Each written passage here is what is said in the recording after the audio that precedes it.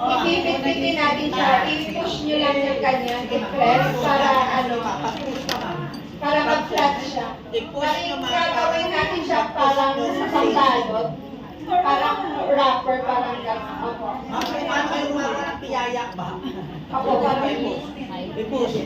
Yan, very good yan ma'am, very good po. Sige pa, push pa natin ma'am. Kahit ganito ka flat na sira. Sige ma'am, push pa. Okay lang kahit nasira ng Yan. natin. Mga ganyan Yan, na very flat good po kayo ma'am.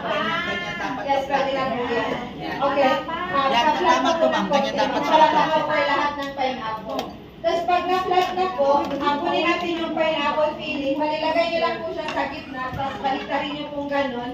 Tapos i-seal nyo po dulo-dulo. Parang siomay po.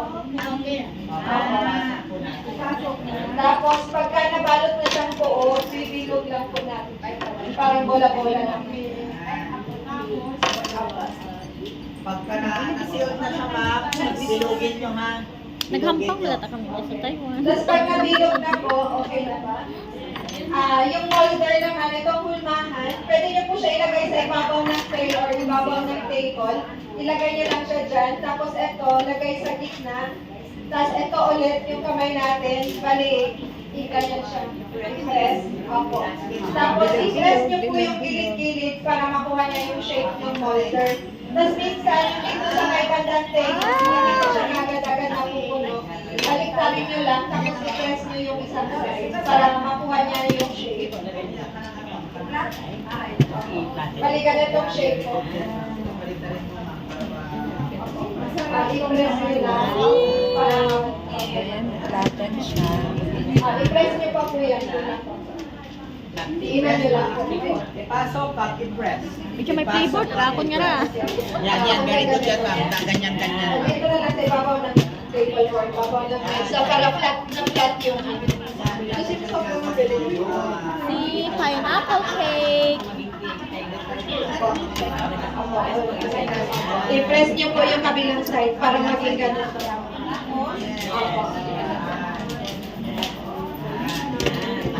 Tapos pag may sobra doon sa table na yan, pwede po nilang gawin. Yung Oh, ito ma'am. Pwede nyo pa rin gawin yan ma'am. Kaya sobra-sobra. Para marami pa kayo. Okay. Na-shape na pa. Pag na-shape na po, bali magde-design na po tayo. Yung una yung tenga, gamit natin yung tinidor. Yung dito na dulo po.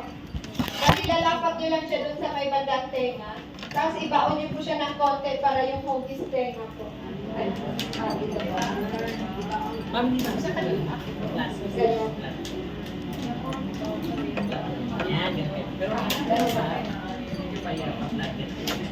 Hirapan na lang kayo ng tinidor po.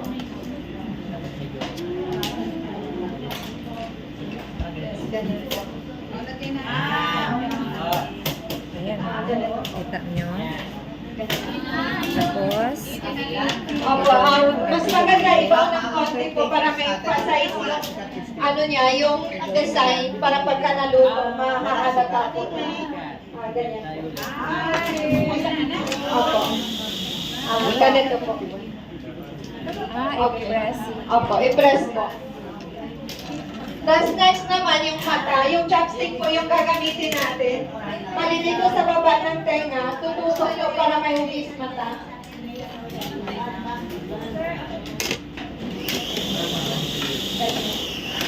Cordy. Bali tusok nyo lang po para may hugis mata. Isang side lang po, yung sa flat na side. Tusok lang po. Opo. Gusto kong happy si ano. Yes po, ganyan. Okay. Next naman po yung whiskers, bali yung tinidor ulit. Yung ito naman, yung ito, sa may cheeks niya. Bali, lalapat nyo lang siya ulit dyan, tapos i-press.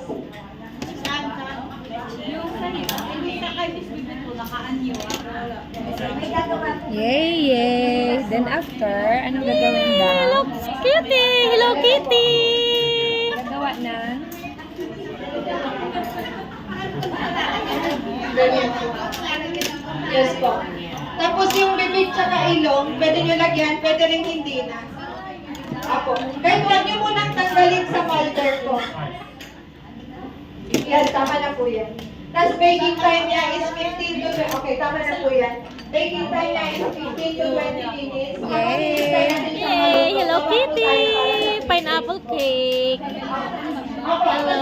Pag okay na po kayo, balilagay nyo lang po yung sa pangalan nyo, iganyan nyo lang po siya. Tapos iwan nyo lang po sa ibabaw ng Apo, pwede po, yung gusto maglagay ng ilong tsaka bibig, pwede nyo rin po lagyan.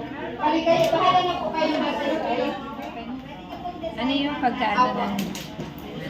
Tapos, pag okay na po sa inyo, lagay nyo lang po siya sa ibabaw ng table. Sila na po maglalagay sa oven. Nakasmile na ba si Pineapple Cake? Hello Kitty? Mukha na bang nakasmile? Like me? Baliktaran, no? Isa lang, no? Isang side lang. Ay, look at this. Oh, I made it. Hello Kitty. Hello Kitty made of pineapple. I made this today. Ano pangalan niyo, ma'am? Hindi kayo naglagay ng mga pangalan. Here. Ganun po. Here.